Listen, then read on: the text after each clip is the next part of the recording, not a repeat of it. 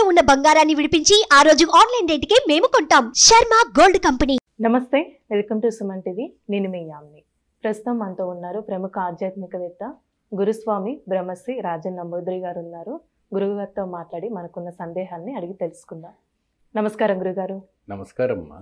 గురుగారు, అసలు మే నెలలో కన్యా రాశి వారికి ఏ విధంగా ఉంటుంది, అలానే ఈ రాశి వారికి సంబంధించిన ఆలయ దర్శనం ఏది చేస్తే మంచిది, పరిహారం కూడా తెలియచేయండి. ముందుగా శ్రీ మహాగణపతి దేవతోభ్యో నమః. చూసే వీక్షబంధులకు అందరికీ నమస్కారం. అందరూ ఆరోగ్యంగా సంతోషంగా ఉండాలి. కన్యా రాశి వారికి మహా అద్భుతమైనటువంటి యోగం, మహా అద్భుతం. ఎందుకంటే ఈ క్రోధినామ సంవత్సరాలు ఏంటంటే కొద్దిగా అన్నీ రివర్స్ అవుతుందని కొంతమంది అవమానాంబాలు పడతారని, కొంతమంది ఈ రకంగా అవుతుంది, ఎన్నో రకాలుగా చెప్తూ ఉంటారు.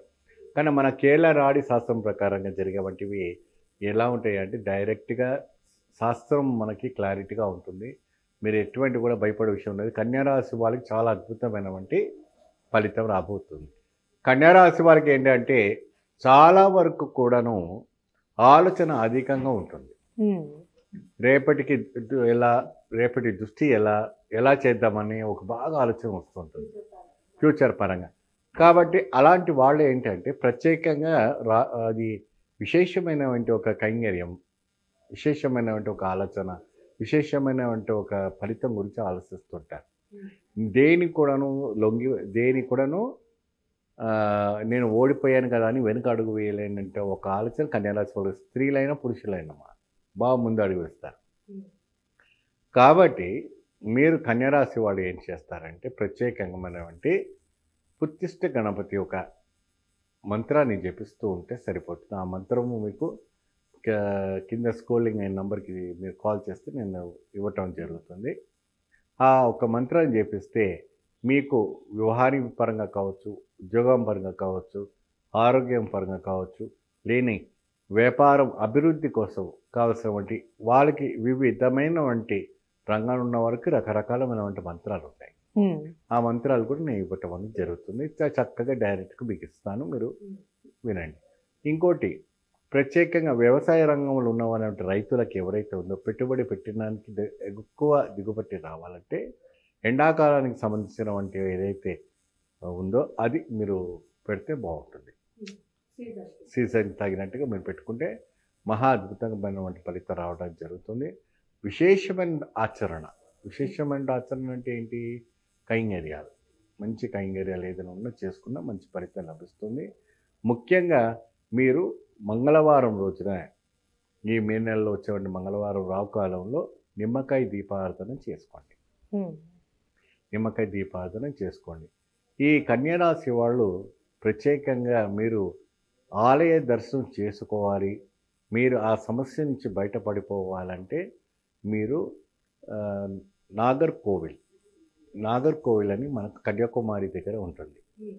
అక్కడికి వెళ్ళి స్వామివారికి విశేషమైనటువంటి ఒక పూజ ఉంటుంది. అంటే శివుడు అండి? నాగర్కోవిల్ అంటే మొత్తం పాముదే ఉంటుంది, మొత్తం చుట్టూ పామే. అక్కడ ఈ వీళ్ళకి విశేషమైనటువంటి దోషాలు ఏదైనా ఉన్నా, కాలదోషం అన్ని ఏ దోషాలు ఉన్నా కూడా సకాలం తొలగిపోయి అక్కడ కూడా రావుకాల దీపారాధన చేసుకుని వస్తే చాలా విశేషము. ఆ నాగర్కోవిల్ టెంపుల్కి వెళ్ళి తిరిగి వచ్చిన తర్వాత కన్యారాశి వాళ్ళు విశేషంగా ఇక్కడ వెండి నాగపడిగ చేసి, ఇక్కడ రేణుకా ఎల్లమ్మ అని చెప్తుంటారు మన తెలంగాణలో, ఆ అమ్మవారి కానీ, లేదంటే బల్కంపేట ఎల్లమ్మ దేవాలయం ఉంటుంది, ఆ దేవాలయంలో వెళ్ళి అక్కడ పుట్టలో అది వేయటం ఆచారం చేసుకోవాలి. లేదా మీకు తెలిసినటువంటి పుట్ట ఎక్కడ ఉందనుకుంటే ఆ పుట్టలో వేసి పసుపు కుంకుమ బయట వేసి పాలు కానీ ఇంకేదైనా ఉంటే పదార్థం ఆ పుట్టలో పోసి మీరు అన్నం కట్టుకోండి. చాలా చక్కగా ఈ కన్యారాశి వారికి అన్ని విశేషాలు కూడా మంచి ఫలితాలు. ఎప్పుడైతే కూడా ఈ రకమైనటువంటి ఒక పరిహారం చేసుకున్న తర్వాత మీకు ఆరోగ్యపరంగా కొద్దిగా నీరసంగా ఉంటుంది. పరిహారం చేసుకున్న తర్వాత కొద్దిగా నీరసంగా ఉంటుంది.